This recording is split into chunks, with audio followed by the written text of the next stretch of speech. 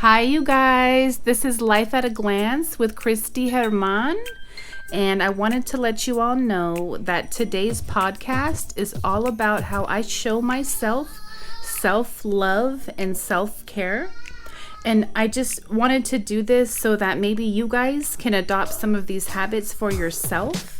Because, in order for us to help people and be there for people, whether it's our family, friends, spouse, we have to help ourselves and make sure we're 100, and I just wanted to let you guys know kind of how my week goes. So the first thing I wanted to talk about is the fact that I listen to or try to listen to one audiobook a week.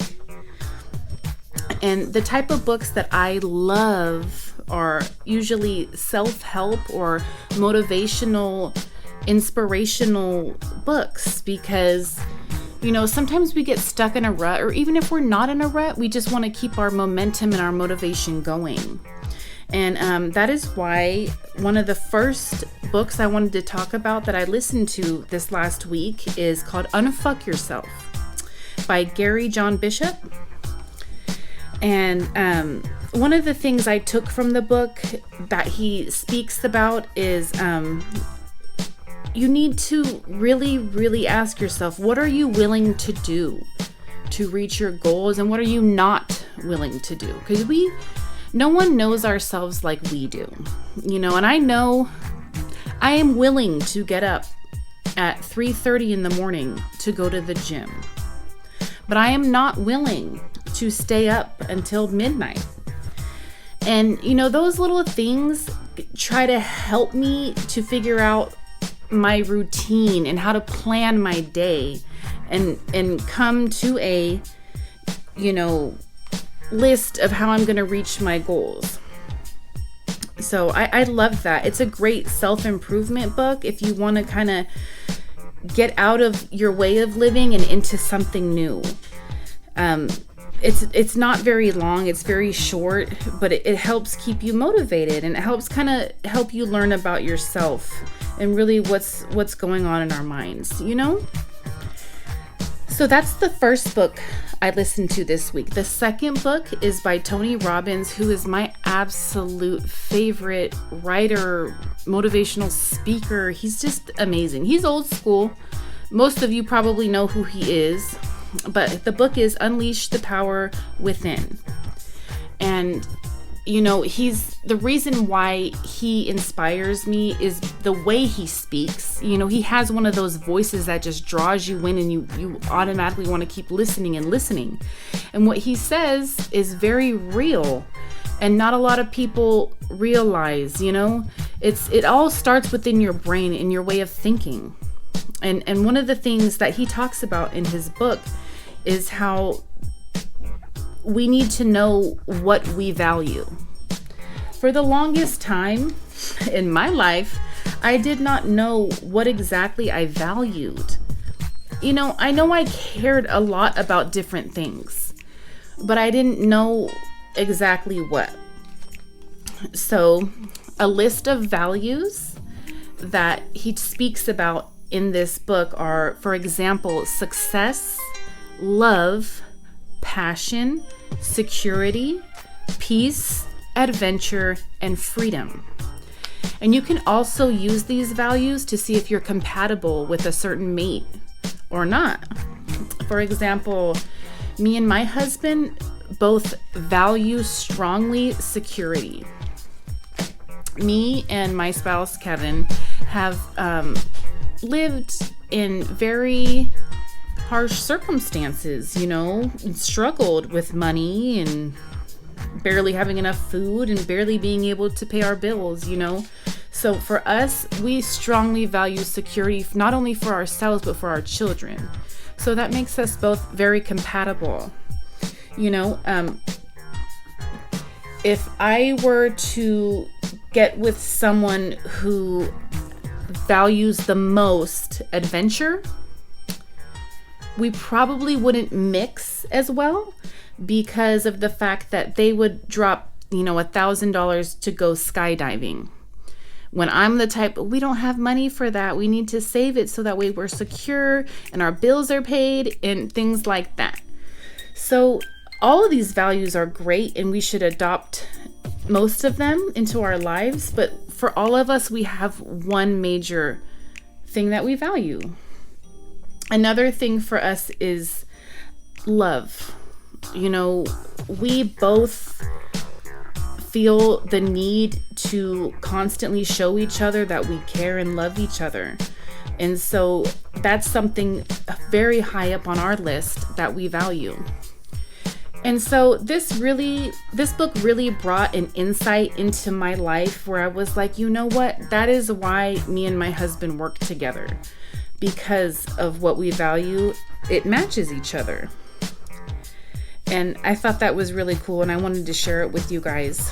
Just self-improvement, self-talk also is such a major key in how we, are in the world. How do you talk to yourself? Do you talk to yourself like you talk to other people? And I had to really ask myself that. No, I don't. I don't talk to myself the way I talk to other people. Anyone I come in contact with, I'm constantly trying to make sure that I'm sensitive to their needs, which is great. People that are like that make the world a better place.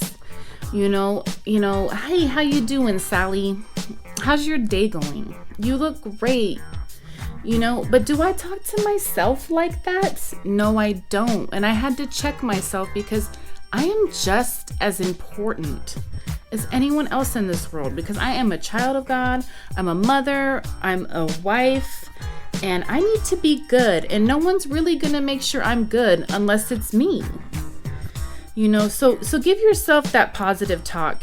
Wake up in the morning, look in the mirror and say, hey, Christy, you know what? You look beautiful today. You know what?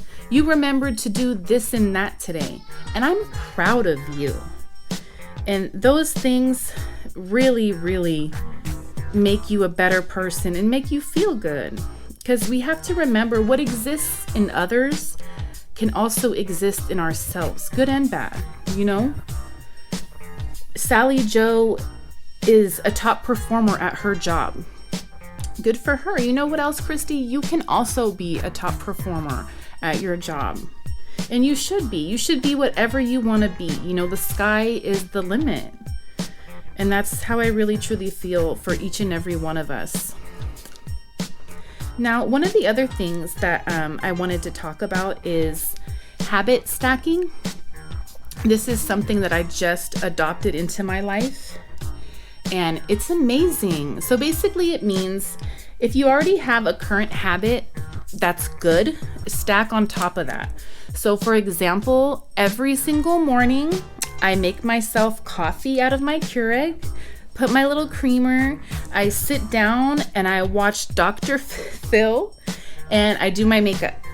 Well, now I added lemon water to my morning routine, which keeps me hydrated, gives me like a little boost of energy. It just makes me feel good about going into my day, which is so important because a lot of us live high stress level lives.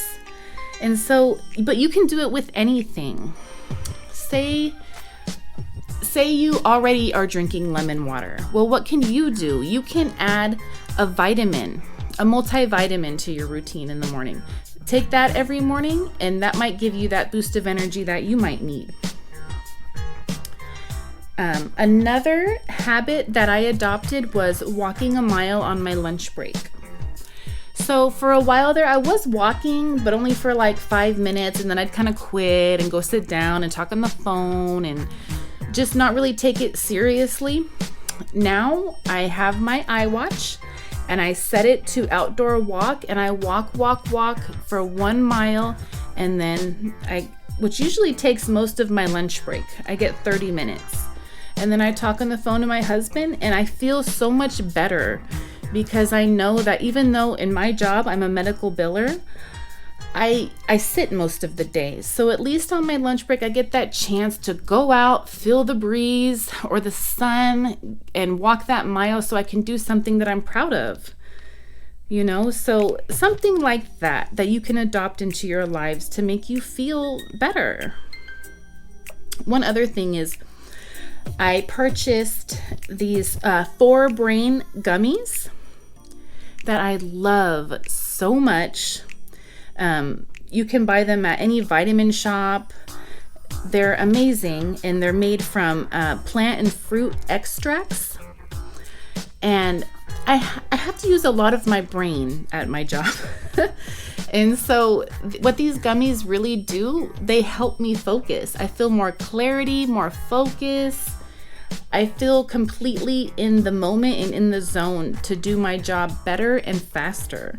So I recommend those to anybody that has a similar job like me, or just really needs to focus throughout their day. It's called 4Brain, FOREBRAIN. But yeah, put yourself first. Not selfishly, but seriously, put yourself and do whatever it is you need to do in order to make you a better person for everybody. Well, I wanted to let you know that's it for today. Thanks for listening, and I will see you guys next time. Bye.